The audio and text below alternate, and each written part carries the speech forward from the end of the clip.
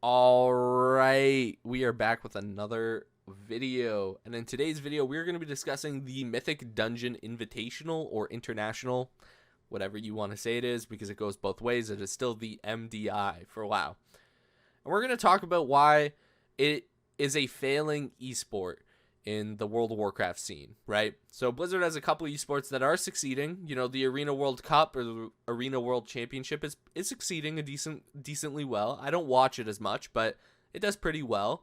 People do like watching it, that PvP. People participate in it. And as a result, I think it is a succeeding esport. The Great Push, it succeeded. Lots of people liked watching the Great Push from what I've gathered. I liked watching the Great Push. The competitors like competing in the Great Push and everything like that, so that's good.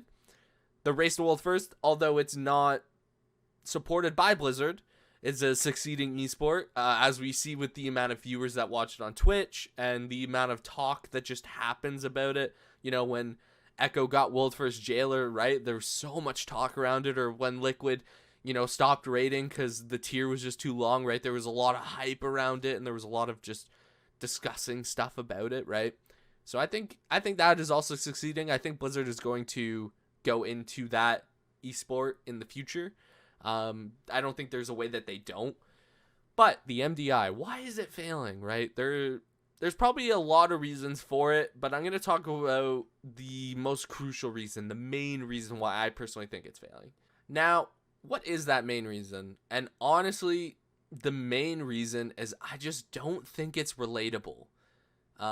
If we take a look at some of the ones that I've mentioned before, people PvP, so, you know, they're going to already relate to the Arena World Championship, right? And you say, oh, hey, like, people Mythic Plus, though, so why don't they relate to the MDI? Well, the MDI isn't Mythic Plus. It's a completely different thing. So, like I was saying, people PvP, say you play a rogue, and you go up against mages all the time, and you struggle with that matchup, or you know, destroying that matchup, and you watch the Arena World Cup, and you see a rogue go up against a mage, right? You can feel relatable to that matchup, right? Like, you understand the ins and outs of that matchup if you play a decent amount, or you watch that matchup because you want to learn from it, right? You want to become a better rogue player. You want to be better at PvP, right? So that's why I think people enjoy watching the Arena World Cup. On top of that, it is also very entertaining. Player versus player is generally more entertaining than player versus AI. But I will get to that in a little bit. I don't think that actually has a lot to do with it.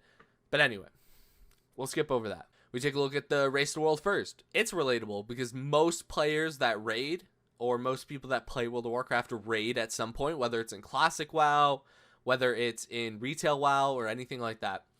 And you get a sense of progression. You understand what these raiders are going through, in a sense, right? You understand that you got to pull a boss a whole bunch, and you got to learn mechanics and get used to mechanics and things like that.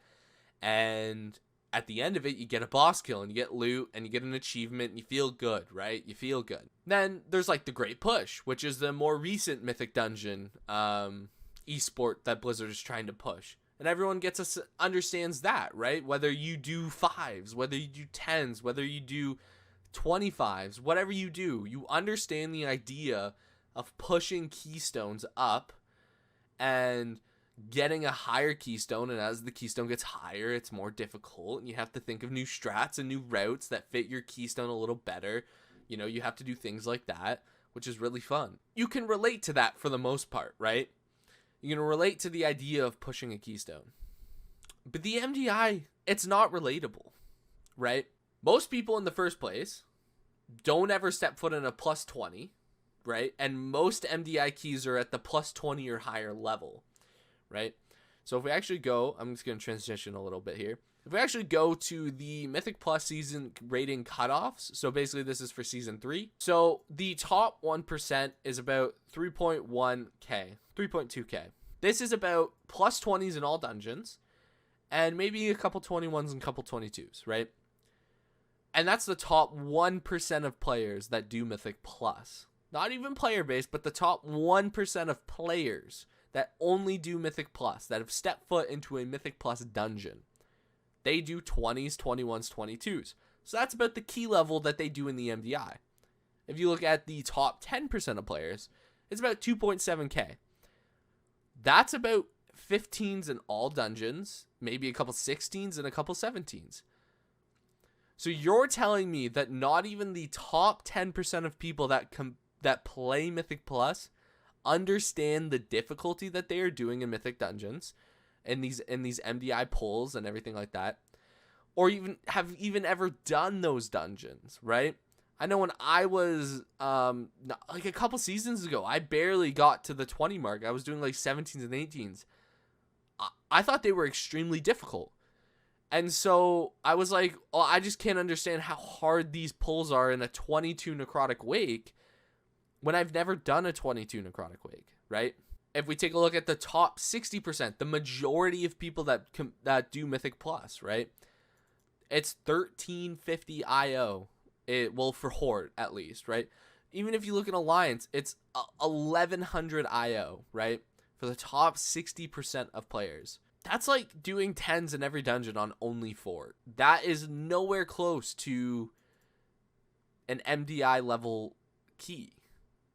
So not only can they not relate to the level of key that they are doing, they can also not relate to the types of pulls that are occurring inside these dungeons and the difficulty and the nuance and the perfection that these pulls need to be done at in order for it to succeed, right? And it's interesting because you think about the Great Push, and my whole argument is that people can't relate because they've never done that type of key before.